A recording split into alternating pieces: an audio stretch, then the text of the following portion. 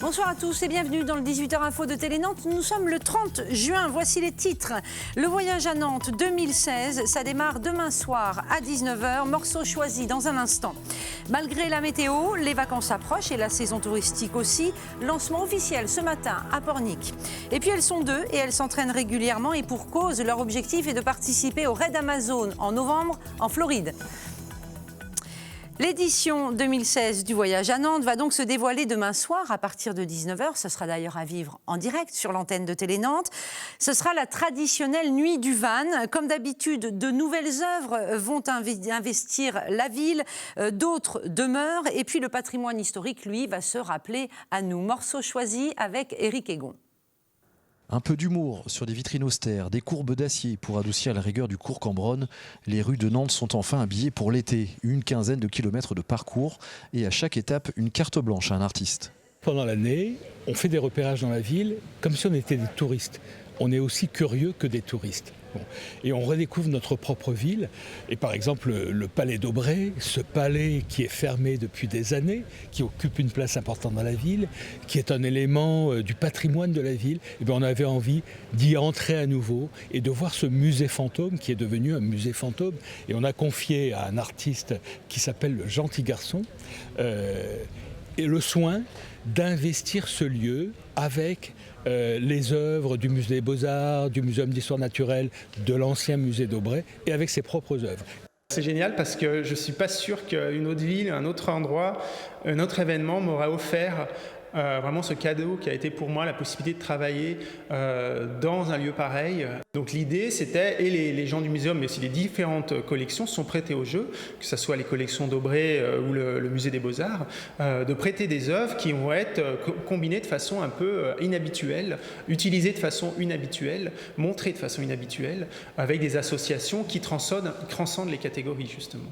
Toutes les œuvres du voyage à Nantes seront dévoilées vendredi soir à partir de 19h et tous les musées seront ouverts gratuitement en nocturne.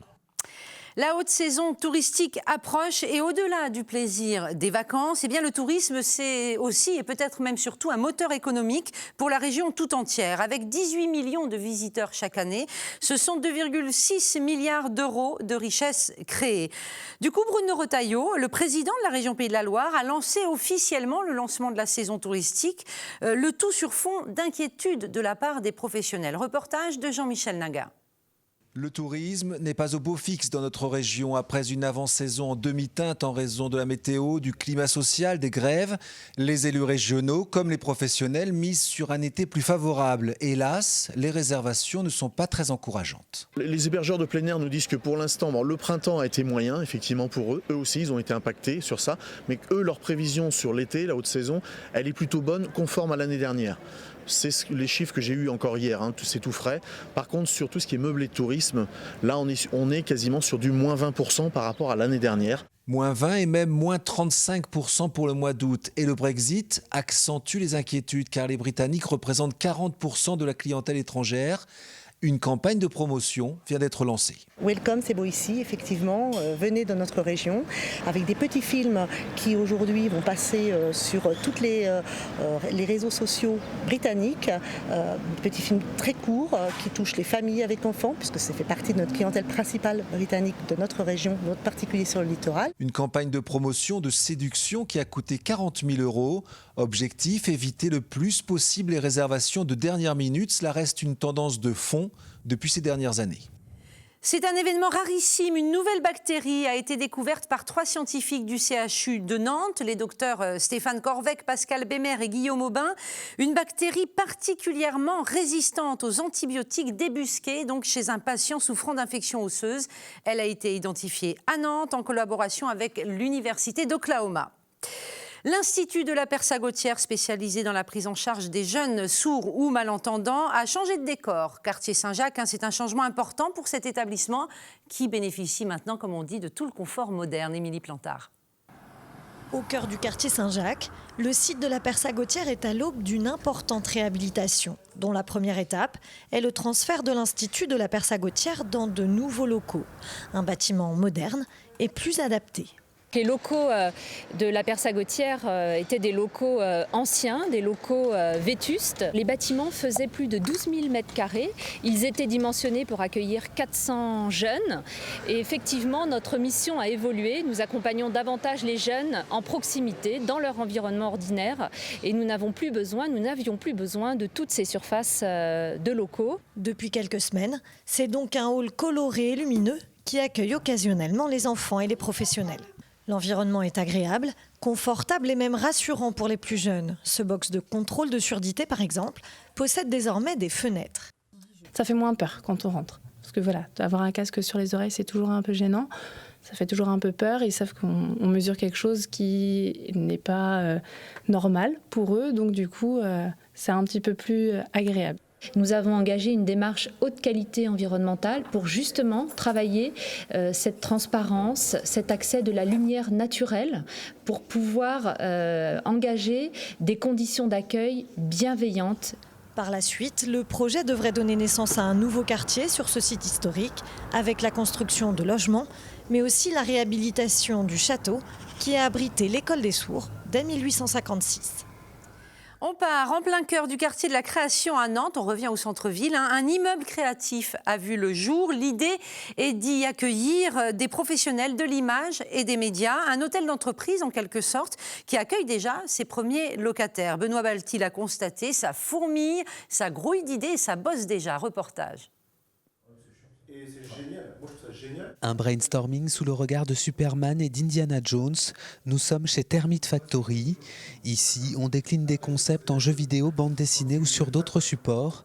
Depuis quelques mois, le studio Transmédia s'est installé à la centrale de Nantes, un cluster d'entreprises spécialisé dans l'image. L'avantage de la centrale, il est plutôt évident pour nous. C'est un bâtiment qui est dédié plutôt au métier de l'image.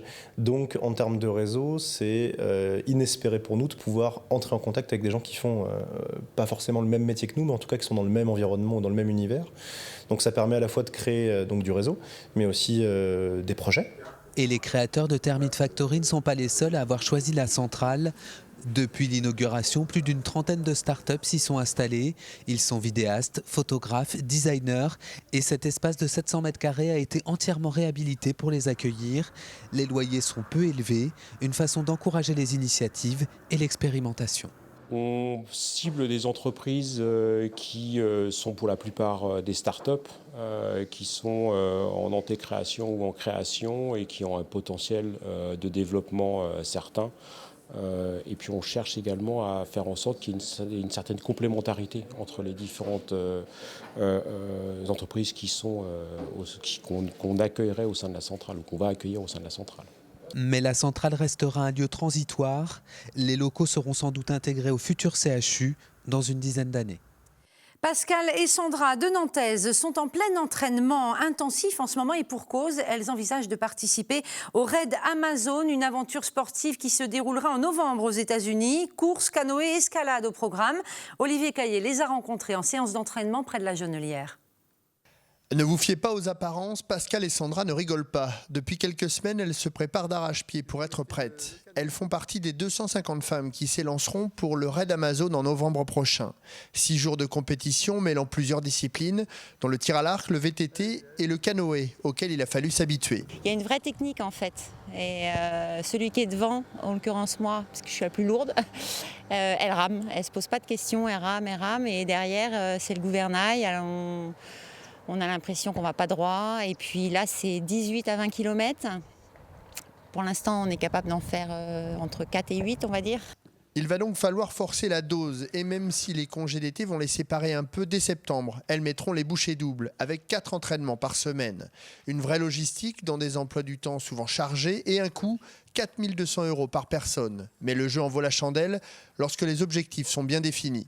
De repenser à soi, après avoir consacré aussi du temps aux enfants, c'est de voir jusqu'où on peut aller, de se mettre de nouveaux challenges. Il y a plein de dimensions, puis une dimension solidaire aussi avec France AVC qu'on a décidé de soutenir. Enfin, on a noué un partenariat vraiment sérieux et c'est vraiment chouette. On espère être 15e parce qu'on est l'équipe 15. Si c'est mieux, tant mieux.